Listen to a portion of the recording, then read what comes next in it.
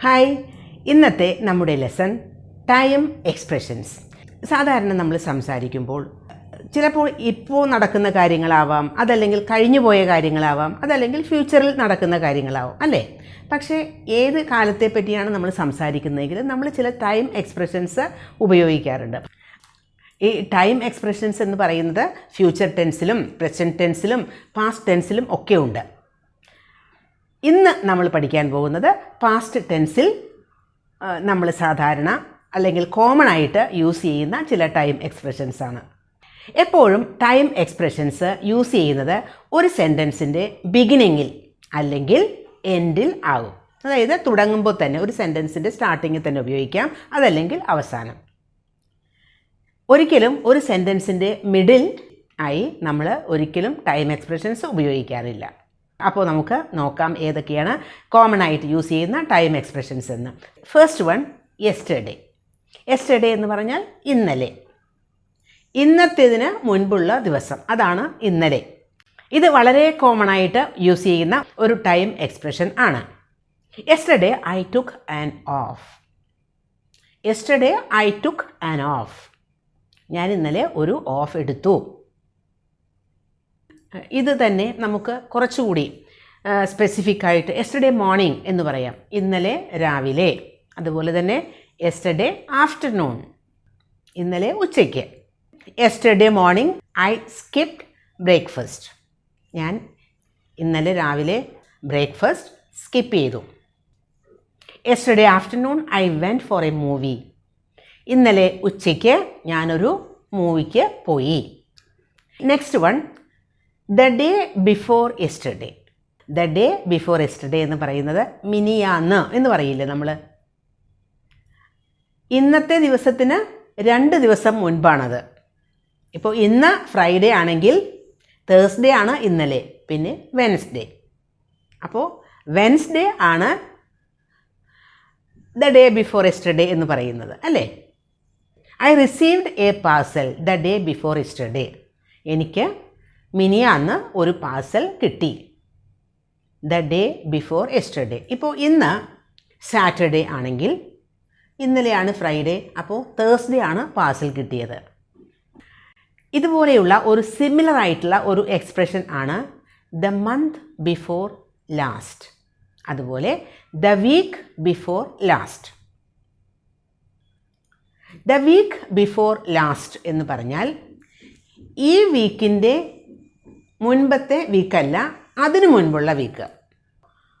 ഇത് തേർഡ് വീക്കാണെന്ന് കരുതുക. അപ്പോൾ ഫസ്റ്റ് വീക്കിനെയാണ് ദ വീക്ക് ബിഫോർ ലാസ്റ്റ് എന്ന് പറയുന്നത്.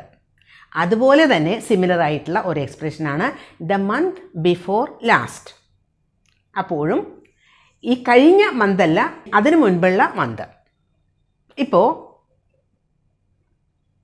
മാർച്ച് ആണെന്ന് കരുതുക, അപ്പോൾ ജാനുവരി. കഴിഞ്ഞ മാസം എന്ന് പറയുന്നത് ഫെബ്രുവരി അല്ലേ, അപ്പോൾ ജാനുവരി. അപ്പോൾ the week before last, the month before last എന്നൊക്കെ ഉപയോഗിക്കാം. ഇതും പാസ്റ്റ് എക്സ്പ്രഷൻസ് ആണ്. The month before last we went to Thailand. അതിനർത്ഥം എന്താ? Month before last, the month before last തായ്ലൻഡിൽ പോയി എന്ന് പറഞ്ഞാൽ അതിനർത്ഥം ഇത് മാർച്ച് ആണെങ്കിൽ ജാനുവരിയിൽ പോയി എന്നതാണ്. മനസ്സിലായില്ലേ?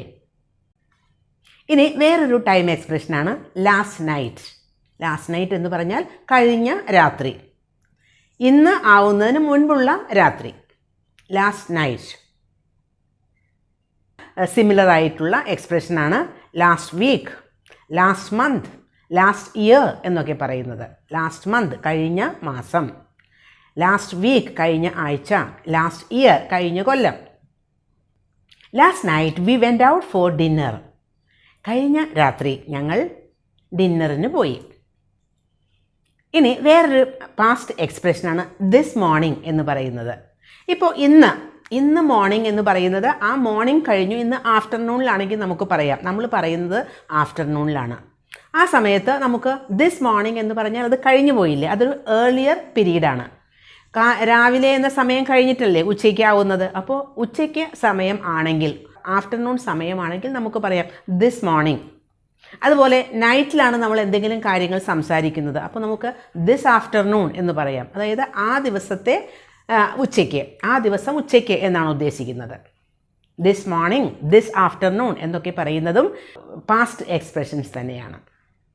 This evening I went for a coffee with my friend. ഇവിടെ ദിസ് ഈവനിങ് ആണ് ഉപയോഗിച്ചത്. നമുക്ക് ദിസ് ഈവനിങ് എന്ന് ഉപയോഗിക്കാം, കാരണം നൈറ്റ് ടൈമിലാണ് നമ്മൾ സംസാരിക്കുന്നതെങ്കിൽ നമുക്ക് അങ്ങനെ യൂസ് ചെയ്യാം. ഇവിടെയൊക്കെ നമ്മൾ യൂസ് ചെയ്യുന്നത് ആ സെയിം ഡേയിൽ തന്നെയാണ്. This morning, this afternoon, this evening എന്നൊക്കെ പറയുന്നത് സെയിം ഡേയിൽ തന്നെയാണ്. പക്ഷേ കുറച്ചുകൂടി മുൻപത്തെ സമയമാണ്. ആ സമയം കഴിഞ്ഞു പോയി. അപ്പോൾ നമുക്കങ്ങനെ പറയാം. ഇനി വേറൊരു ടൈം എക്സ്പ്രഷനാണ് 1 week ago. എഗോ എന്ന് യൂസ് ചെയ്യുന്നത് വളരെ സ്പെസിഫിക് ആയിട്ട് നമ്മൾക്ക് ഒരു ടൈം പറയണമെങ്കിൽ അങ്ങനെ യൂസ് ചെയ്യാം. 1 week ago എന്ന് പറഞ്ഞാൽ ഇപ്പോഴത്തെ സമയത്തിൽ നിന്നും ഒരു വീക്ക് കൂടി പിന്നിലേക്ക് ചിന്തിച്ച് നോക്കുക. അപ്പോൾ അതാണ് എഗോ. അതുപോലെ തന്നെ നമുക്ക് പറയാം 2 weeks ago, 3 weeks ago അങ്ങനെയൊക്കെ പറയാം. 2 days ago, 2 years ago, 2 കൊല്ലം മുമ്പ്. 2 weeks ago, 2 ആഴ്ച മുൻപ്. 2 days ago, 2 ദിവസം മുൻപ്. 10 years ago, 10 കൊല്ലം മുൻപ്. ഈ ഒരു സമയത്തിൽ നിന്ന് പിന്നിലേക്ക് അത്രയും കൊല്ലം മുൻപത്തെ കൊല്ലം, അത് മുൻപത്തെ സമയം. 2 days ago, I went to the market. 2 ദിവസം മുൻപ് ഞാൻ മാർക്കറ്റിൽ പോയി. 2 weeks ago, he got a job. 2 ആഴ്ച മുൻപ് അവന് ഒരു ജോലി കിട്ടി. ഇനി വേറൊരു ടൈം എക്സ്പ്രഷനാണ് ഇൻ 1990. ഒരു എക്സാമ്പിളാണത്.